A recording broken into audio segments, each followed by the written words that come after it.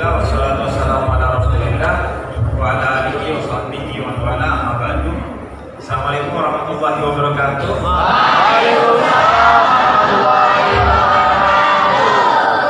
Ya, sengaja saya awali pakai hamdalah ya, Anda masih yakin kan saya Habib gitu. Soalnya kan pakaiannya begini tuh sering, ini Habibnya ori enggak? Enggak, ini Habib swasta ya. Kalau Habib negeri itu yang pakai sorban. Nah, sinergitas keberagaman bagi Indonesia emas. Sebenarnya ini tema yang menarik dan bisa panjang kita ngobrol ini, tapi saya coba secara singkat dan dalam tempo yang sesingkat-singkatnya juga. Nah, pertama bahwa kita ini akan menghadapi era emas yang itu merujuk kepada bonus demografi yang puncaknya pada tahun 2030 nanti.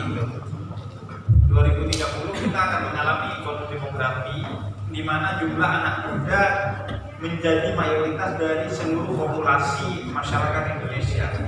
Sekarang itu jumlah anak muda 64% dari total populasi Indonesia.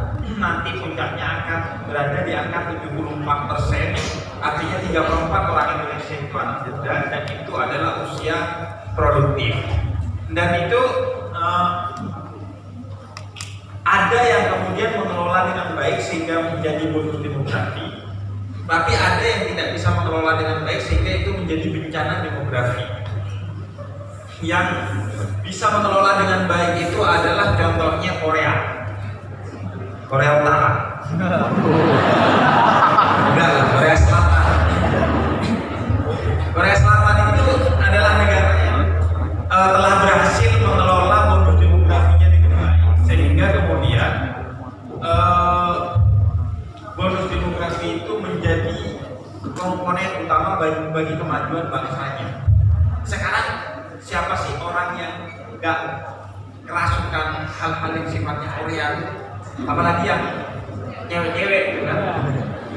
Bahkan yang cowok, kemarin saya ada orang itu di media sosial curhat ke saya, nanya, Bib, apa hukumnya menikah dengan anime?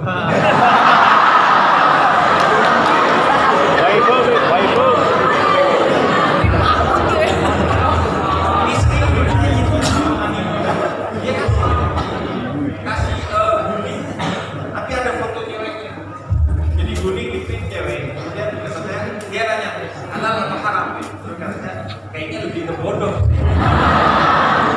Nah itu bonus demografi yang ada di depan mata oleh kita. Korea berhasil, yang nggak berhasil itu adalah Afrika Selatan.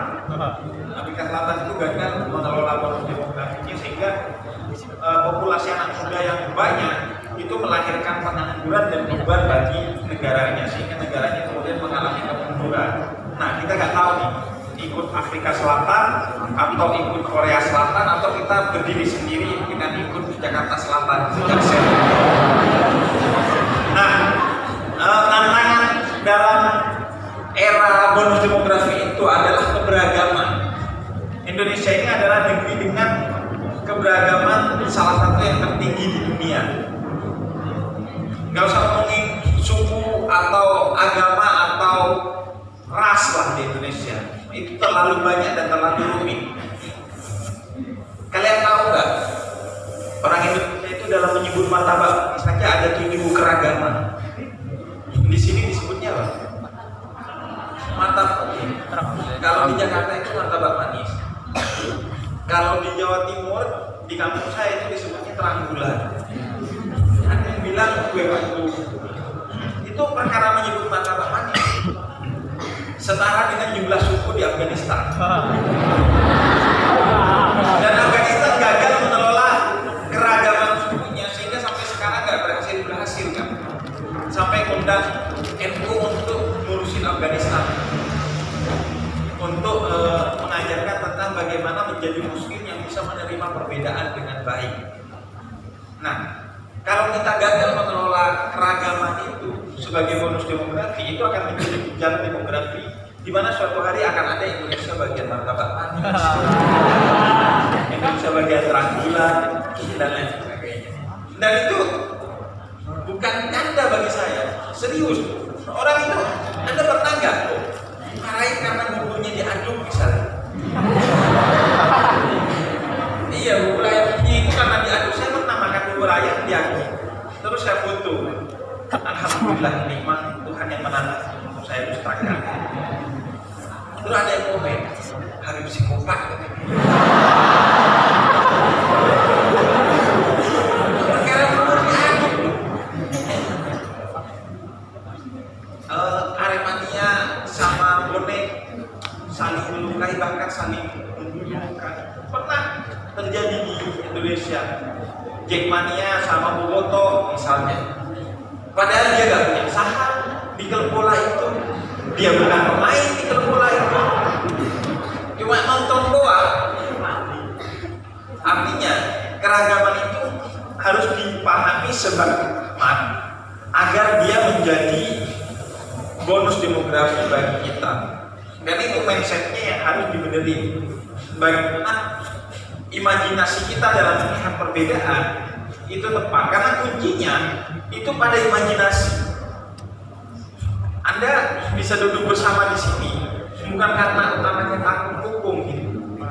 Saya nggak mau melukai moderator misalnya, bukan utamanya karena saya takut hukum, tapi karena imajinasi saya adalah beliau adalah saudara saya sebagai sesama muslim, sebagai sesama orang Indonesia, sebagai sesama manusia, dan sebagai sesama makhluk Tuhan. Karena itu di Nahdien itu kan ada tetralogi ukhuwah itu kan, ukhuwah Islamiyah, ukhuwah wataniyah, ukhuwah insaniyah, dan ukhuwah makhlukiyah. Jadi kita itu saudara. Kenapa? Karena itu yang menyelamatkan kita. Misalnya ya, saya di Monas itu dulu pernah jalan-jalan ke Monas, ini true story. Terus pas saya parkir motor itu kan ada Starling, Anda tahu Starling? Starbucks keliling gitu. Itu yang biasanya yang jualan itu orang Madura. Nah, saya ini Madura swasta. Saya orang Jawa Timur, bahasa dan budayanya Madura di Bondowoso sana. Nah, ketika saya ditawari beli aqua, karena dia kan menyebut ini aqua gitu, walaupun mereknya apa aqua pokoknya walaupun mereknya Ades kah atau Clio, mau beli aqua, kata saya enggak. Terus kata dia ngomong ke temannya, tidak kempesin bikin ban, pakai bahasa Madura, kempesin nanti bannya, ban motor saya, karena dia marah lantaran saya nggak beli airnya. Terus saya balik tuh, kan saya ngerti. Saya balik, makanya dulu tuh Jamiat Khair, lembaga pendidikan Islam pertama di Indonesia yang didirikan oleh para habaib, itu kontroversial waktu itu karena ngajarin bahasa Belanda. Ya. Ini kalau orang Madura, kiai Madura itu pernah dikasih mic, ada kabelnya, terus kresek-kresek. Terus sama panitia diganti yang wireless ini yang nggak ada kabelnya. Terus kata dia, panitia ini gimana? Yang ada kabelnya aja kresek-kresek, apalagi yang nggak ada kabelnya. Nah, akhirnya orang Madura ini apa? Tadi saya Starbucks ini ya, nah di kepesin kan. Kemudian akhirnya kata saya, oh kenapa kak makan dari kempes kan? Pakai bahasa Madura. Kenapa kak? Kok sampai mau dikempesin? Terus kata dia, Retan Jibri, saudara sendiri gitu. Akhirnya nggak jadi ngempesin ban, malah saya dikasih aqua gratis. Jadi imajinasi tentang saudara itu membuat bukan hanya pertengkaran tidak terjadi, bukan hanya keburukan tidak terjadi, malah kita saling berbagi hadiah sebagai simbol kasih sayang. Jadi imajinasi itu menurut saya kunci utama bagi kita untuk membangun keragaman dengan keseragaman. Imajinasinya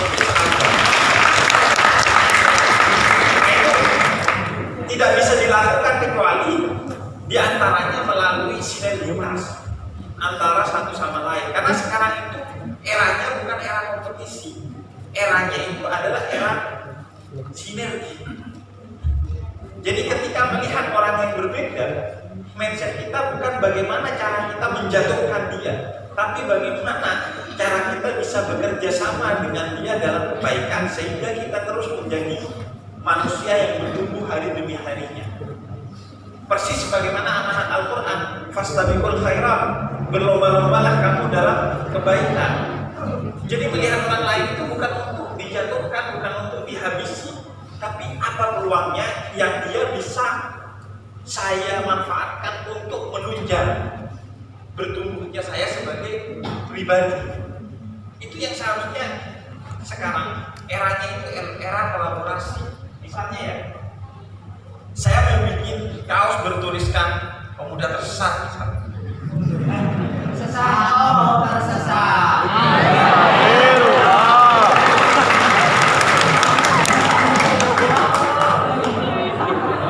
Itu penting. Merasa tersesat itu bisa jadi lebih penting dari merasa benar. Karena orang kalau udah merasa benar, dia berhenti belajar. Kerjaannya nyala-nyalain orang lain. Misalnya apa? Akhlak, syirik lah, sedikit-sedikit bid'ah, sedikit-sedikit syirik. Bid'ah dan syirik kok sedikit-sedikit.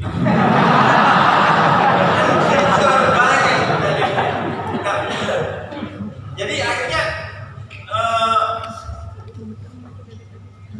saya bikin kaos itu nggak perlu kemudian saya dari awal nyamplung sendiri, nyari kaos sendiri, enggak. Saya langsung berkolaborasi dengan teman saya yang dia memang bisnis bidang produksi kaos. Sinergi, akhirnya kualitasnya bagus, produksinya cepat dan harganya terjangkau karena dia sudah jauh lebih berpengalaman di bidang itu daripada saya bikin sendiri, waktunya lama, harganya murah dan lain sebagainya. Nah itu mindset yang harus ada di kita. Itulah mindset rahmat dalam perspektif Islam, melihat perbedaan itu sebagai rahmat. Sebagaimana kata Jalaluddin Rumi, kebenaran itu seperti cermin yang dilempar oleh Tuhan dari langit. Kemudian ketika jatuh ke bumi dia pecah. Muslimin itu memegang serakan yang paling besar. Setiap kelompok di dalam Islam memegang serakan-serakan cermin itu. Kalau kita ingin mendapat gambar yang lebih utuh tentang diri kita, maka cermin kita yang kecil itu harus dikolaborasikan dengan cermin orang lain agar lebih besar lagi seperti puzzle, sehingga kita bisa lebih utuh melihat diri kita dan segala kebaikan yang ada di muka bumi ini dengan pantulan cahaya cermin itu. Jadi seharusnya mindset kita adalah seperti mindsetnya Imam Syafi'i. Saya benar, tapi tidak menutup kemungkinan ada kesalahan pada diri saya. Dan orang lain salah, tapi tidak menutup kemungkinan ada kebenaran di samudera kesalahan orang lain.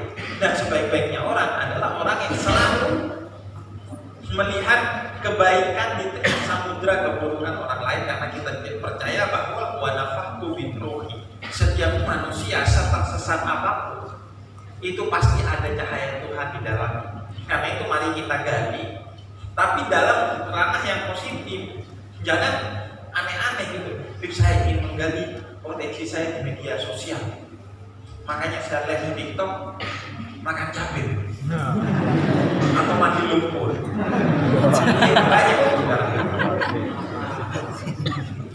Bukan itu. Setiap orang itu dikaruniai cahaya oleh Tuhan. Bahkan Allah katakan di dalam Al-Quran bahwa kita itu ciptaan terbaiknya. Iya kan? Bahwa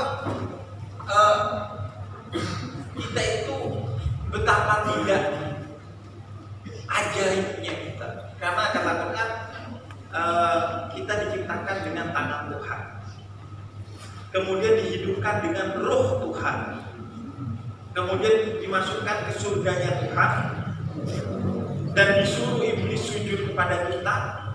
Dan ketika kita dilempar ke bumi, dijadikan kita khalifatullah fil ardh, pemimpin wakilnya Allah di muka bumi ini. Betapa besarnya potensi dalam diri kita. Kok malah makan cabai, mandi lumpur. Karena itu cari potensi untuk sebagai satu prestasi yang itu kemudian akan dikolaborasikan dengan yang lain sehingga semakin hari kita semakin bertumbuh. Itu mungkin. Baik, terima kasih Habib. Tepuk tangan yang baik. Ini baru satu bahasan ya, keberagaman. Tapi luar biasa, beliau ini memang ahli filsafat beneran ya. Kuliahnya filsafat. Baik, luar biasa. Yakin loh oratornya. Saya ini gak diyakini sebagai Habib, gak diyakini sebagai Mas Yakin. Muhammad. Luar biasa sekali penjelasan dari Habib Ja'far soal keberagaman. Mudah-mudahan ini tertanam dalam benak kita ya. Nah, di sebelah kiri ada Gus Habib. Beliau ini adalah salah satu pengasuh pondok pesantren Miftahul Huda. Dengan adanya